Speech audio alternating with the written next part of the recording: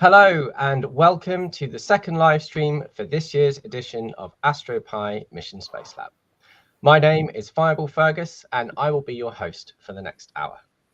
I am delighted to be joined by the AstroPi Mission Control team from the Raspberry Pi Foundation and including our very special guest, Nina van Tent from the European Space Agency. Let's meet the team.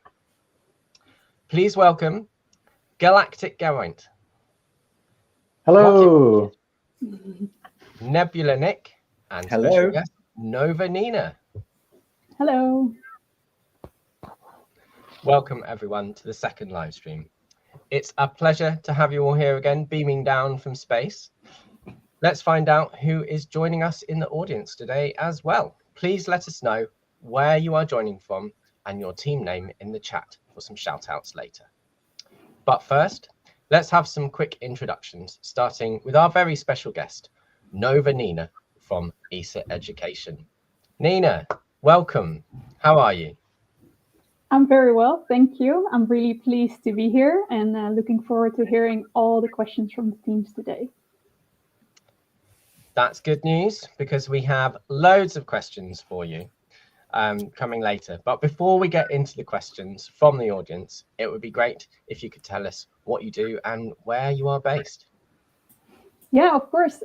So I work at ESA Education, and at ESA Education, we offer many opportunities to both educators and students. So for example, teacher trainings and school-based projects such as AstroPi. And our aim is to use space to support STEM education in Europe. And I myself am based in ESTEC in the Netherlands, which is ESA's Research and Technology Center. And in this location, we have a broad range of, for example, clean rooms and testing facilities. And these are used to develop satellites and also to test them. And because here we can subject them to the harsh environments of space. And actually, a fun fact is also that one of the AstroPi flight tests was performed here as well. That's a very nice thing. Wonderful. And it's great to see that AstroPi is in your background picture as well, in the fourth window. So thanks, Nina. Welcome. Also here today, we have Rocket Richard, Galactic Geraint, and Nebula Nick. So let's have a quick reminder of what you do and where you are based as well. Richard, you first. Richard, you're on mute, sorry. Perfect. Yeah, that's because I'd just been told I had a really noisy keyboard, so I made sure I was on mute. Hello, everyone. Yeah, I'm Richard. I'm the Director of Youth Programmes at the Raspberry Pi Foundation in Cambridge, but I actually live just outside London in Surrey. Geraint. Hello, I'm Geraint. I am the AstroPi Software Development and Deployment Engineer, and I am based in Edinburgh, Scotland. Stuff. And Nick.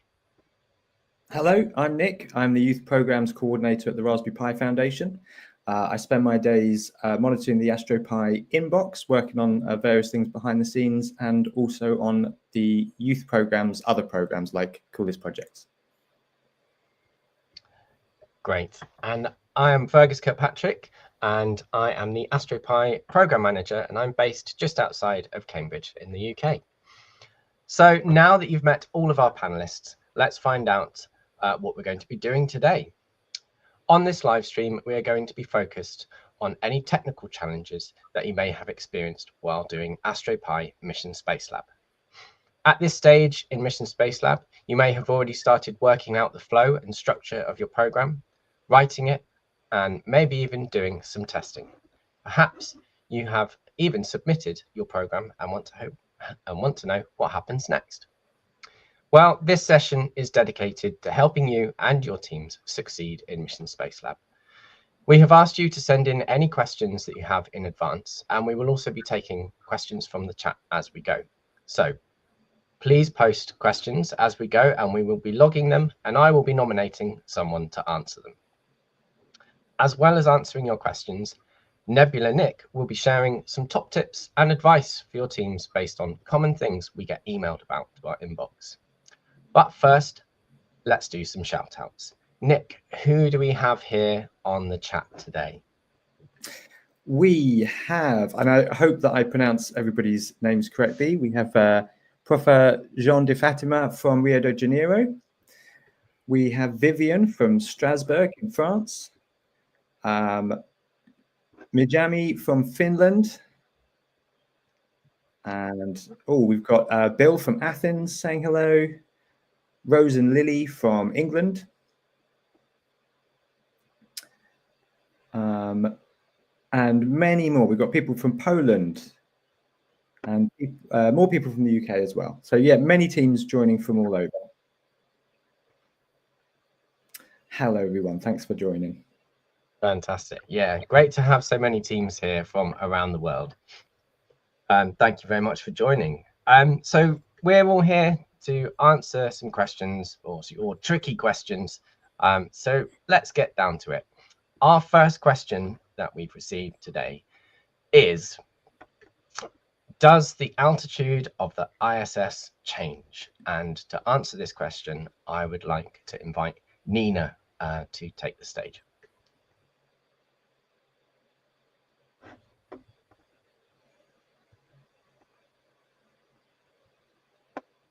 Oh, Nina, you're muted.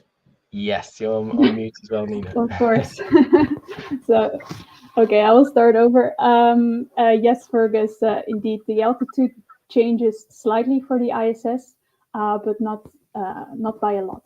So every day the ISS loses about 100 meters of altitude due to atmospheric drag. And even though the atmosphere is very thin at 400 kilometers, there's still some air resistance which slows it down.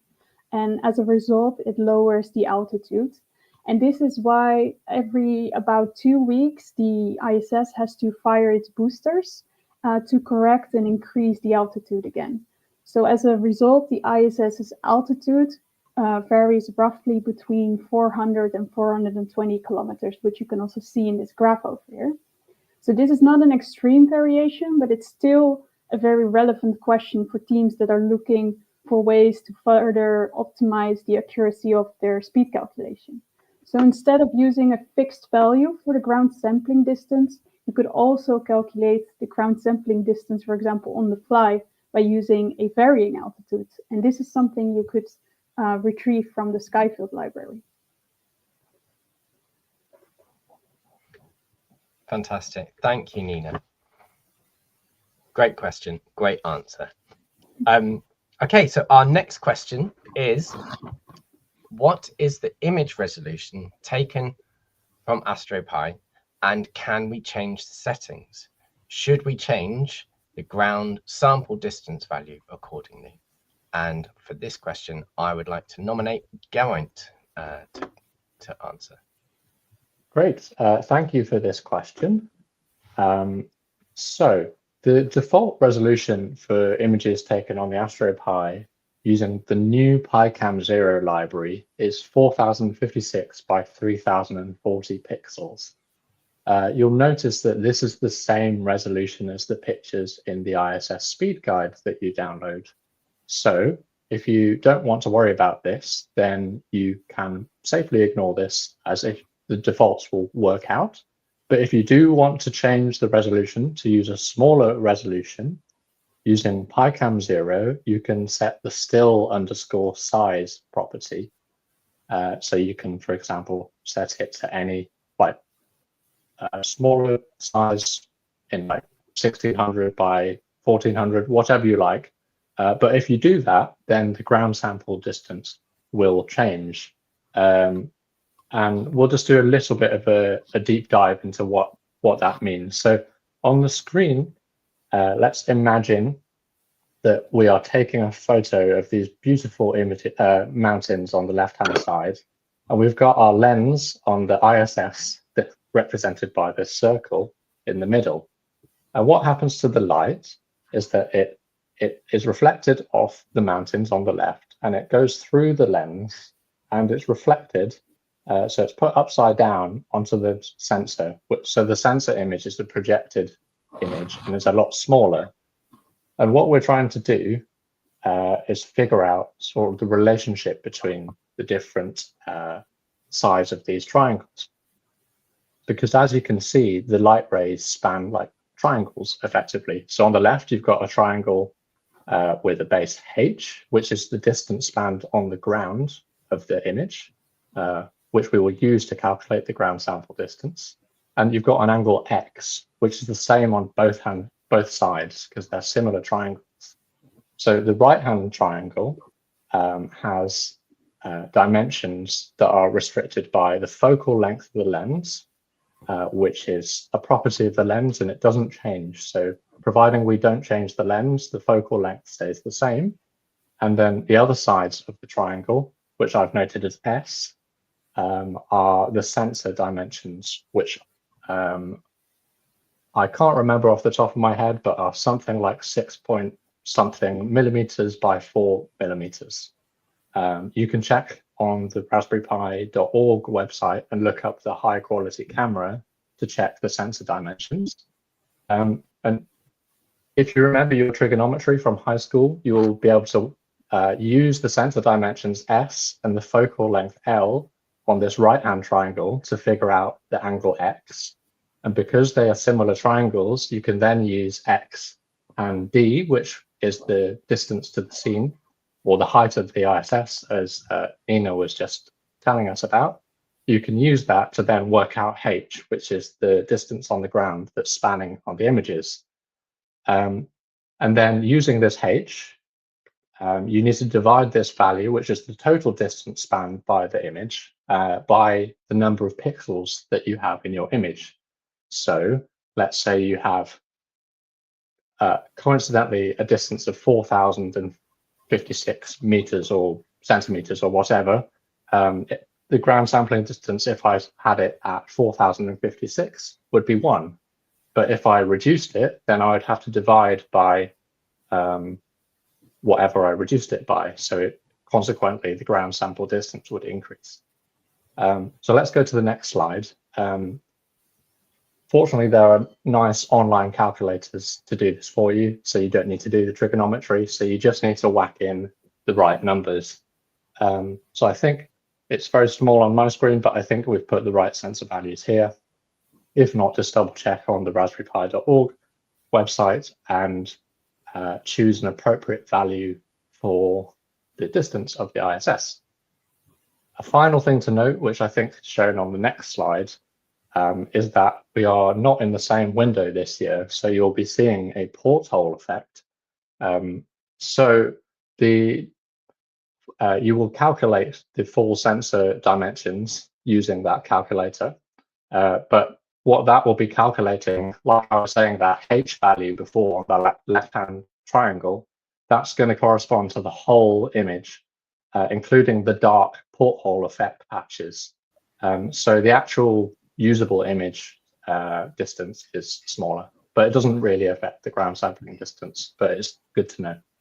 I hope that answers your question.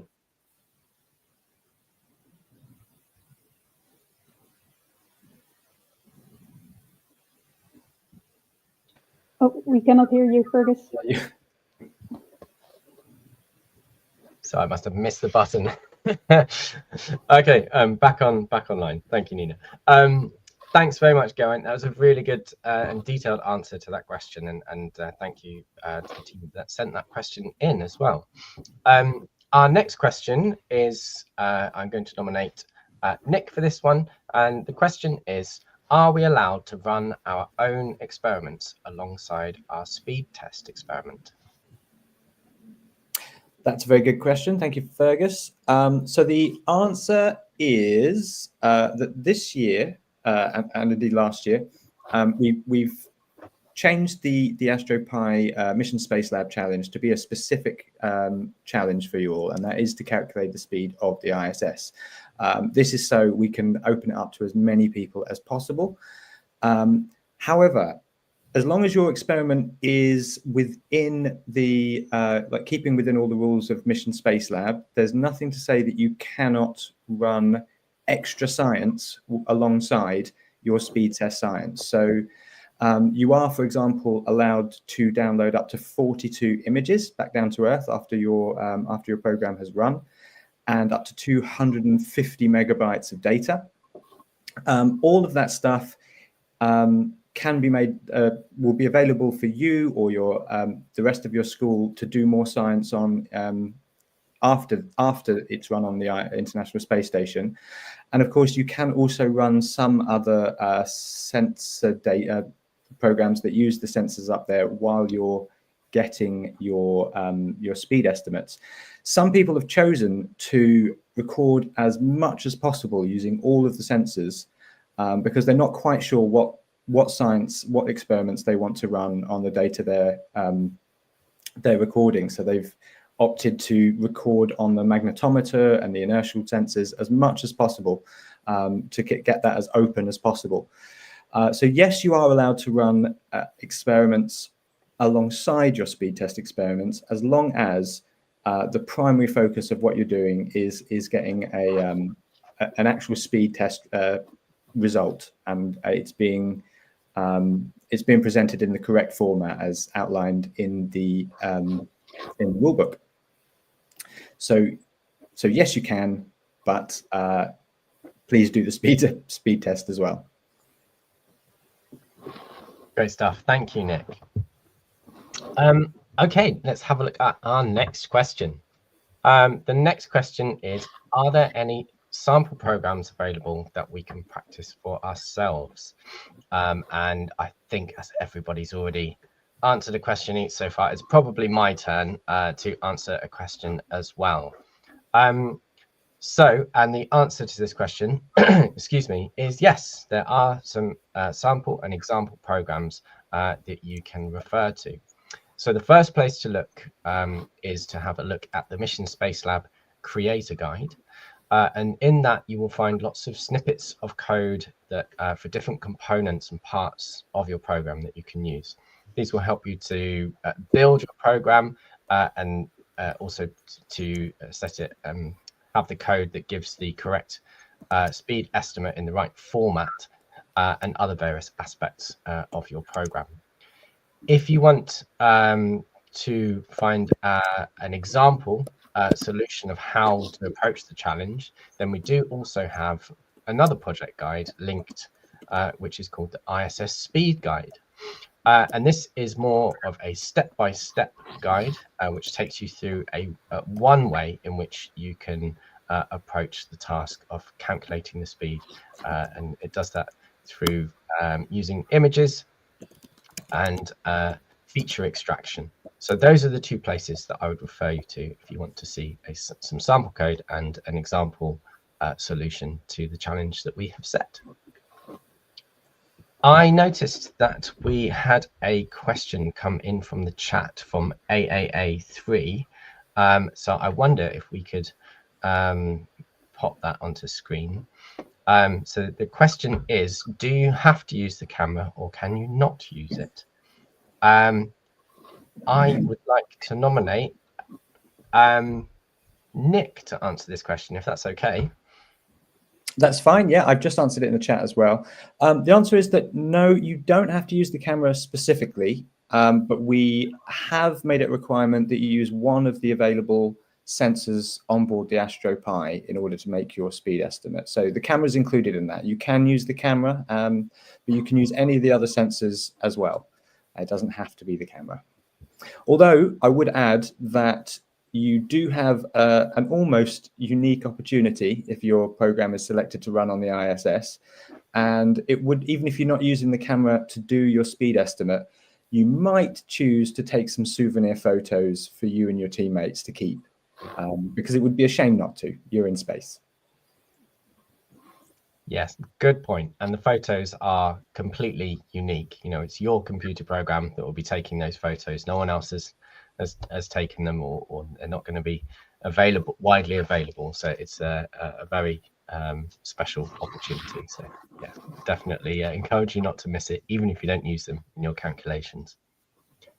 We have another question from the chat related to what sensors and hardware they can use in the challenge this year, from Vivian, which is, can we use the Google Coral? So this is the machine learning accelerator that's attached to the Astro Pis, and can we use that this year? Geraint, would you be happy to answer this question? Yes, the answer is yes. You can use the Coral dongles. We don't offer emulation of this using the AstroPi replay tool at the moment, but you are perfectly allowed to use the Coral dongle. Good stuff. Thank you. And going, sorry to put you on the spot, but I think I've got another question for you now as well. And this one is one that we received earlier. The question is, if I follow the project guide, or if we follow the project guide, we end up with many speed estimates. Which one should we submit? Oh, that's a good question. Thank you for this question. On the screen, we're showing some historical data of the speed of the International Space Station over time. So on the y-axis, the left-hand axis, you're seeing velocity in meters per second. And on the bottom, you are seeing dates. And what you can see is very dense. It's very, very dense because there are a lot of measurements. But if you can see around about 25th of April last year, you can see that there is a big shift there, and that corresponds to a booster event firing. So you can see just from this historical data that there is a spread of speeds available to measure.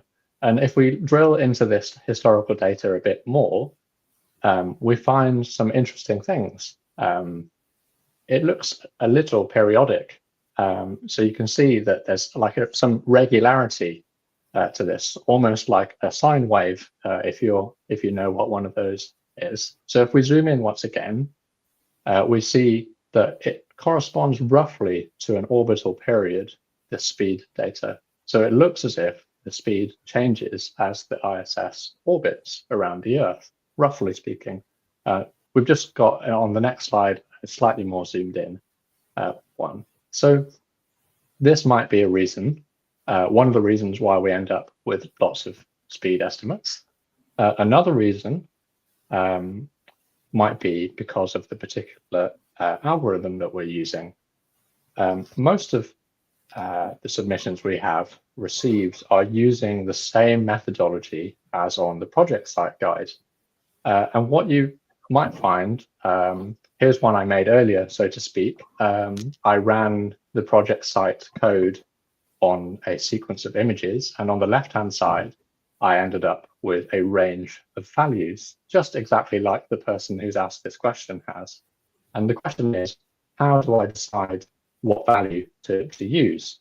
And just before I answer that question properly, I would like to just dive slightly deeper into why this might happen. Not only does the ISS speed change periodically, as we've seen from the booster events, and also this regular 90-minute periodicity, this also could be influenced by the algorithm that we use.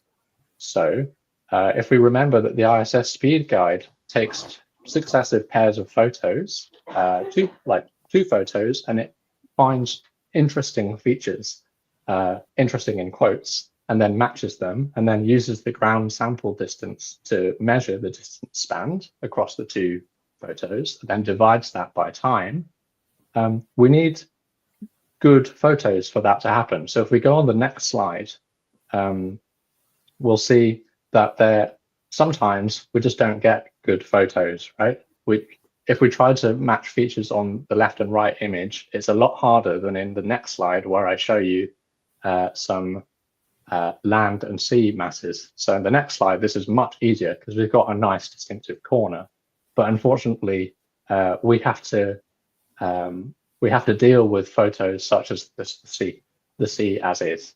So that's a little deep dive as to why we might end up with lots of speed estimates with a varying distribution. And now the job is to decide which one to submit, because the result.txt file, the format is one and only one speed estimate. So probably the easiest thing you can do is take the average of your distribution. So if we go back 2 slides, please, Richard, back to that distribution, I have plotted the distribution on the right-hand side. So you can see the average of this appears to be around about 5 or so kilometers per second. And it's quite a normally distributed curve. But you might notice that's quite different from the speed estimate from before. So you might want to use some prior knowledge to help influence your speed. For example, you might have a guess before you even take any photos at all of what the speed might be, and then you might derive the speed using the ISS Speed Project Guide, and then rate your speed estimate based on trustworthiness. Like maybe you could use the Coral dongle to detect whether it's an easy image with a land mass and a sea boundary, and then therefore that estimate's more likely to be good. Or maybe you could do something like Bayesian filtering to try, or Bayesian reasoning to try and weight your estimate based on previous data, your best guess. And your best guess will change over time as you see the data. So there's lots of interesting data science related things that you could do with this. And it really is up to you to explore that.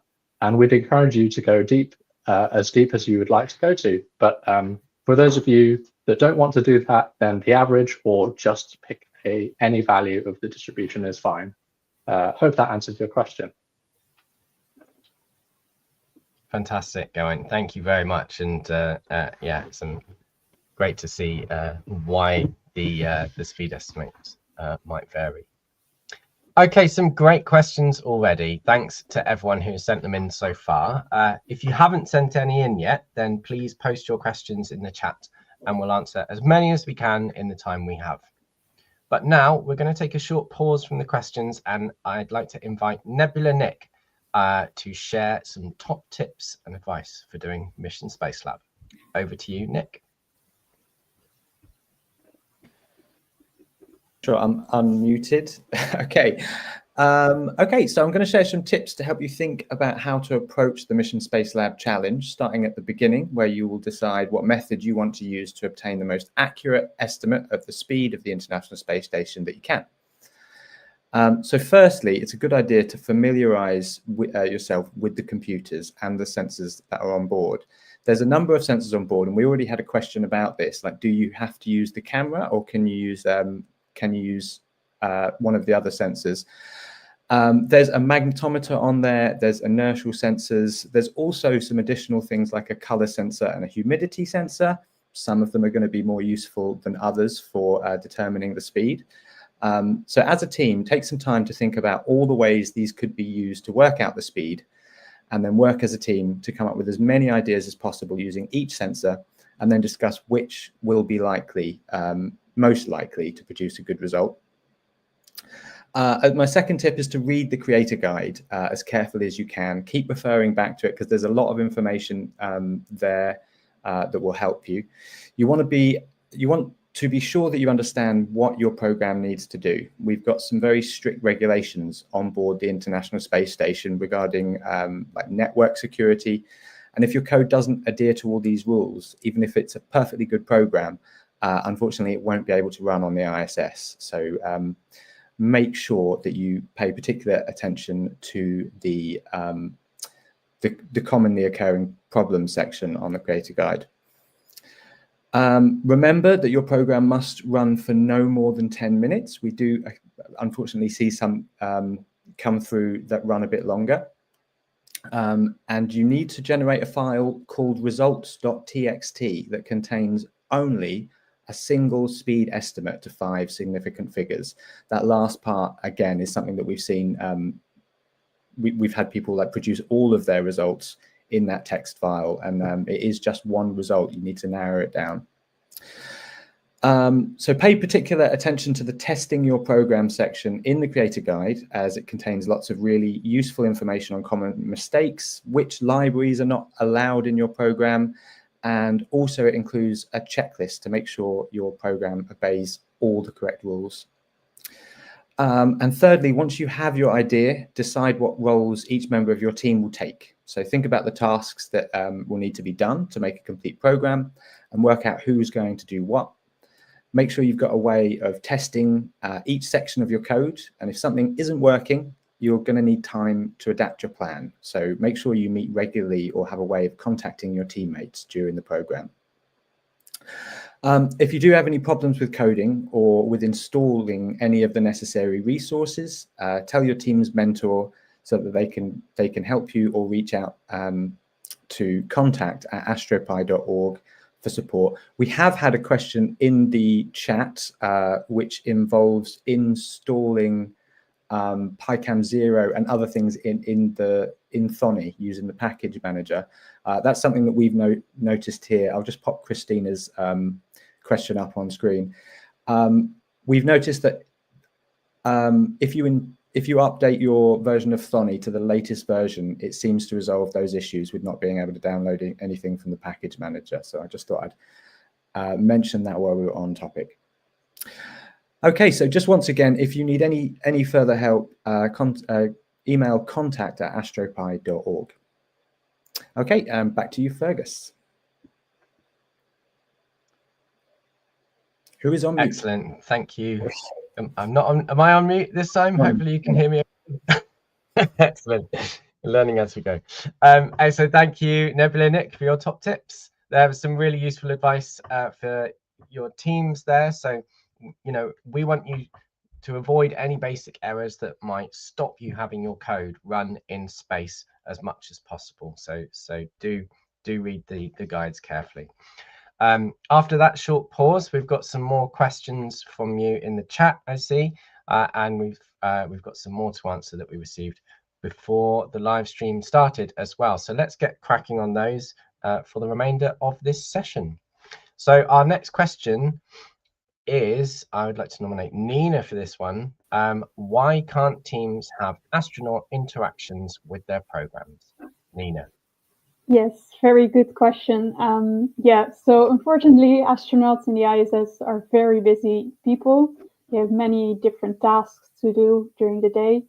And just some examples of what they do in a day. They do scientific experiments, they have to do maintenance, they have to exercise a lot. So an astronaut has to exercise for about 2 hours per day. And this is unfortunately why astronauts don't have time to interact with the individual AstroPy programs. However, that does not mean that the astronauts do not interact with the AstroPys at all. On the contrary, because before the programs are run, the astronauts make sure that the AstroPys are moved to the right location, that they are set up properly, that they test them, and they are also involved in case there are any problems. So they do troubleshooting as well. So no, the astronauts do not interact with the individual programs, but they are definitely involved with the setup of the AstroPys. Fantastic. Thank you, Nina. And a great insight into what the astronauts are doing up there on the ISS as well. Okay, so our next question is, how long does it take the AstroPy camera module to take and save a photo? Nick, would you be happy to answer this question? I certainly am, yeah. So we've had this question before, how long does it take the AstroPy unit to take a photo? And the answer is that it depends. It depends on a number of things. So when the AstroPy or any Raspberry Pi with a camera module takes a photo, it does 3 things. First, it captures the image, then it has to process the image, and then it saves the image. And the time it takes to do each of those things can be affected by a number of factors. Those photos that Geraint showed when he was talking about getting results off more detailed pictures like the mountain range versus less detailed pictures like just the blue sea, the complexity of those images alters the file size. So if you're taking a photo of just the plain blue sea, that's going to be a slightly quicker result than one of those dramatic mountain ranges. Other things that can affect the time it takes to take the photo is how busy the computer is, like what else is it doing at the time. If you've got sort of things running in parallel in your program, that can affect how much memory it's got to dedicate to the actual processing and saving of the image. If you've changed the resolution of your of the photos that you're taking, a larger image is obviously going to take slightly longer to process and save than a low resolution image. The temperature of the AstroPi can also affect this as well. If it's getting a bit warm because it's doing lots of work, it can actually decide to slow down some of the processing that it's doing in order to keep the temperature of the unit down. So that could affect it too. Now, those things are not things that we can realistically simulate in the replay tool. So you might not get a completely realistic experience when you are adjusting some of these settings. What we can do is give you a tip to help you avoid some potential problems when you're trying to work out how best to process the images in your program. So one thing that can happen with taking photos with the AstroPi is it takes the photo and it records the time and date that that photo was taken. It stores that in something called the EXIF metadata, which you'll probably be using if you're using the camera in your code. The metadata stores things like the date and the time, the GPS coordinates, if you're capturing those, and other things to do with the camera settings. The time gets rounded to the nearest second. So if you are taking photos very quickly, then sometimes that can get rounded to 0 seconds. If it's done in just a fraction of a second, you could get a sequence of images that seem to be taken at the exact same time, when in actual fact they were taking sort of fractions of a second apart. That can be an issue if, in order to make your speed estimate, you are dividing by time, because if the time between two images taken seems to be 0 because of this rounding issue, then you might end up asking your program to divide by 0, which is not something that computers like to do, and it might cause an error. So make sure that you test for that, and that you have some way of dealing with it if you get an error like that in your program. We do have a section in the Creator Guide on handling errors, so please make sure to look at that as well. But on average, and a rule of thumb, I wouldn't say this is a guarantee, but on average, I would say it takes about 1 second to capture, process, and save a photograph. So that's your guesstimate. But as I say, do some testing with as best you can, and make sure that you come up with an answer to what happens if there's an error when dividing by 0 with your time unit. Fantastic, thank you, Nick. That's super helpful. Okay, I see we've got some questions coming in from the chat as well, and we've got a few more sent in advance, so I'm gonna whip through these next ones that we've got. The next question that we have is, why is there a limit on the number of photos teams can take on the AstroPis?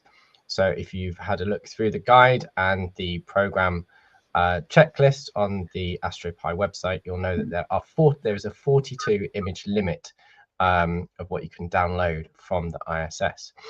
And the reason for this is twofold. So 2 reasons for this. One is that there's only a sort of a certain amount of time in which we can be running programs on the ISS. That's quite fixed. And so we've done a calculation to work out how many teams could possibly run and how big their programs would need to be. And then the second part of this answer is that actually all of the images that are taken on the International Space Station have to be reviewed by someone from the European Space Agency before they can be shared with the teams. And with the data set that they've captured with their program. So we had to put a bit of a limit on how many photos we were actually going to be reviewing based on the possible number of teams that could have their programs run. I noticed there is a related question on the chat as well about the number of teams from Bill.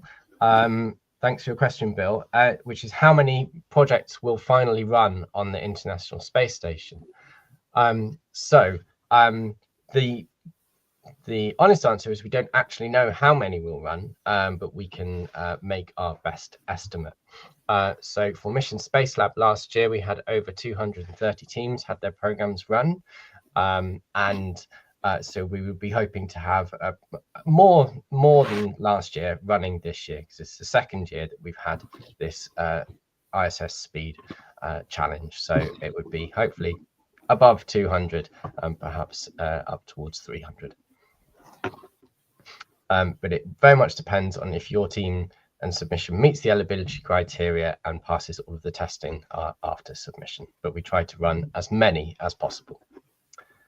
Next question is, why does my code take longer than 10 minutes when I run it on the AstroPi replay tool?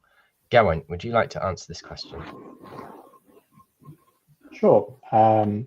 Yeah, I'll start. There are basically a few reasons why this might be the case, starting from what might seem quite easy to forget. The first reason could be that you might have not put any timing information in your Python code. For example, you might have a while loop repeating indefinitely or a for loop that repeats for a long time.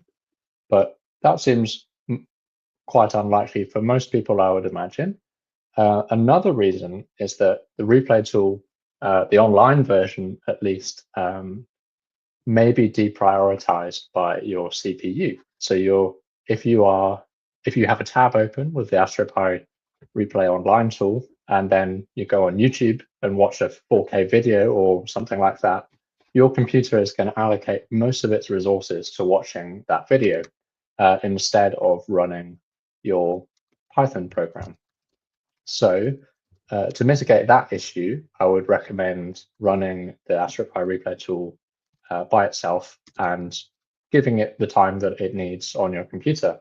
The third reason might be network related, and that is because all these photos that you've been seeing today are quite high resolution photos. So like I said in a previous answer, the default resolution that we're using, 4000 by 56 by 3040 pixels, is a lot of information. Each one of those images could be like 5 or 6 megabytes. So if you're taking, for us to realistically simulate a whole 10-minute run for you, we need quite a lot of images. And therefore, the initial download of those images takes quite a long time.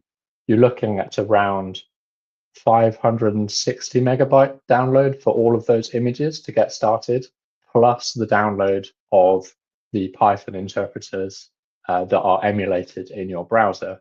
So all in, you could be looking at about 800 or 900 megabytes of data from various sources. If you're on a school network, your network might be blocking access to certain Python packaging index repositories. So you might need to contact your networking administrator to help. I would say give it another go, give it the amount of time, just be patient with it, and hopefully it will load. Basically, we are looking to improve the replay online tool visual experience so that to give you a progress bar, so you'll better know where you are in the process. But hopefully that answers the question as to why this is happening. Fantastic. Thanks, Geraint. That's really, really helpful. Okay, our next question is, are the AstroPis going to be positioned in the same window as last year's challenge? Nina, would you like to answer this question? Yes, for sure. Yeah, the quick answer is no. The AstroPis will be located in a different window compared to last year. So last year, the AstroPis were located in the WRF window, and WRF stands for Window Observation Research Facility. And this window is located in the NASA US Laboratory Module. But this year, the AstroPis will be located in one of the hatch windows, which are located in the Node 1 and 2 modules. So the node windows are slightly smaller, meaning that that on the photos you take, you will be able to see this circular silhouette. So here in the picture, you see from the inside how they're positioned. And then if we go to the next slide, you will see what the difference is between the WRF window and the node window. So on the right, you can see that the heat cover on the outside of this window is creating this kind of porthole effect in the picture. So that is the main difference between the WRF window and the node window. Then if we go to the next slide, you can actually see where the different windows are located.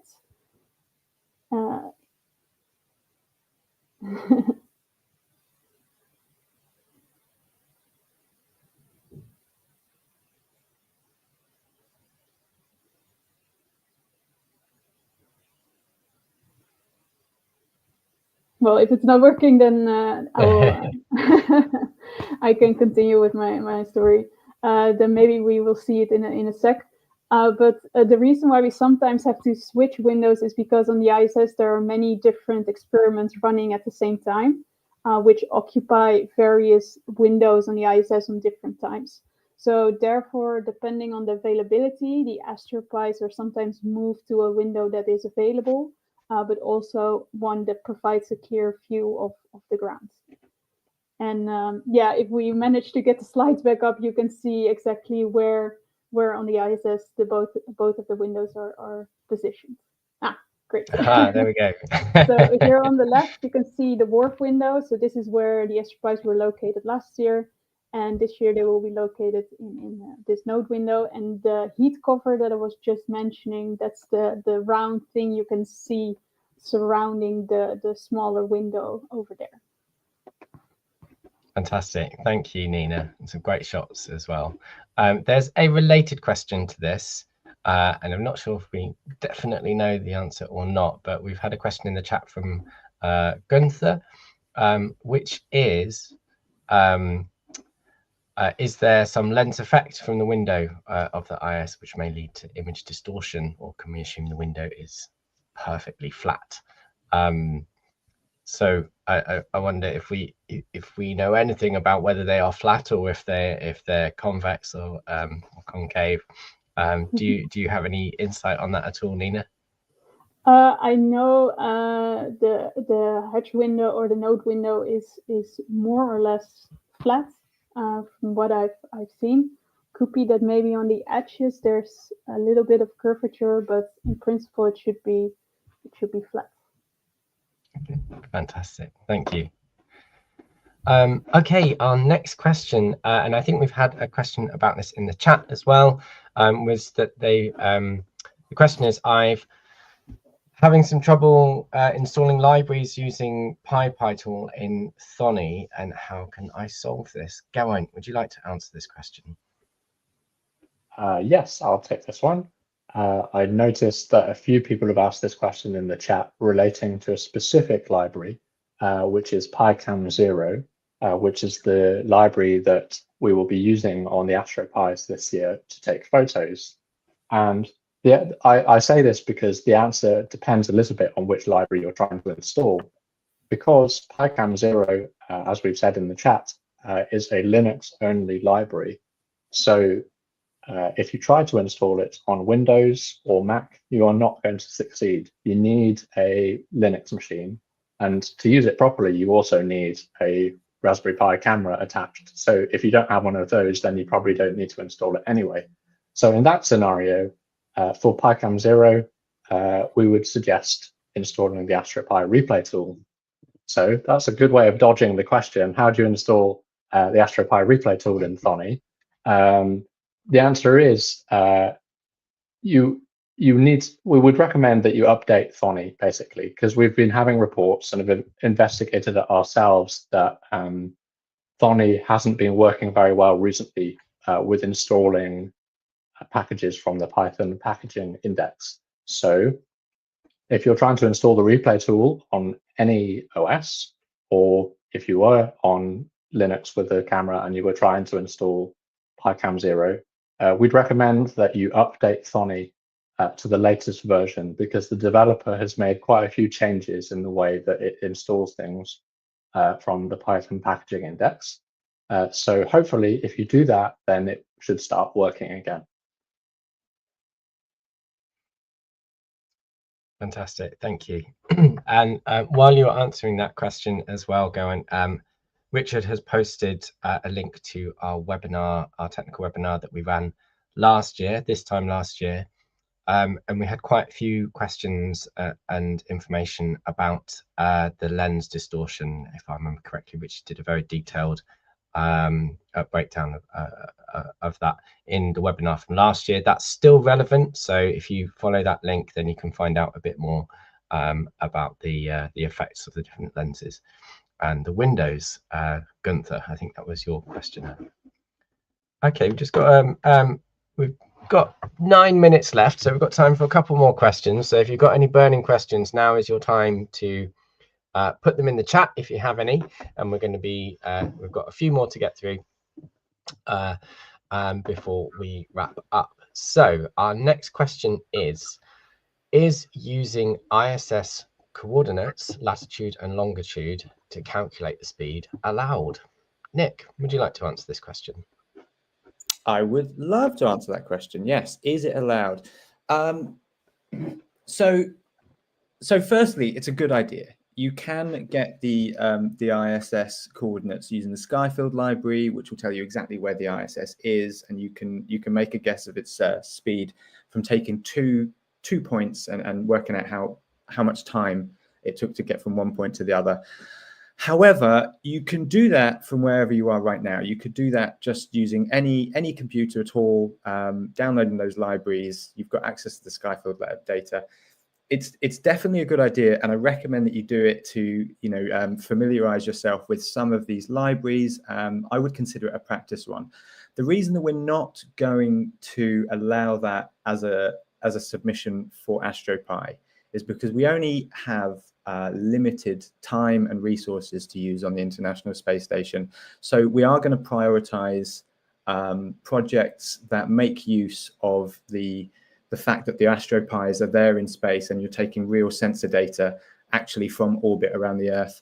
And we wouldn't like to sort of deny a team with that kind of idea in favor of someone who's got an experiment that really could be run just from your living room. So no, unfortunately, you can't just use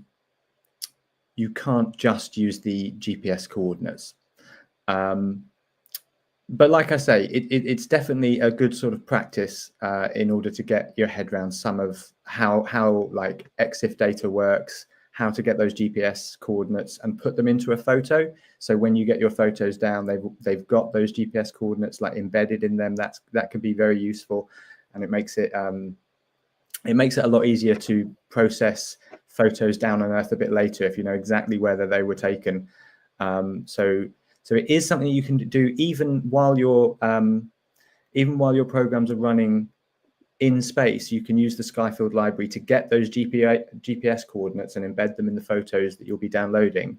But we are not accepting submissions that only use that as a method of estimating the speed. You'll have to use one of the sensors on board the AstroPis, and you'll have to do it in real time. Is that fair? Does that make sense? That's great. Yeah, thank you very much, Nick. And like you say, it's an amazing opportunity to be able to capture real data. So you should definitely, we encourage teams to take that opportunity.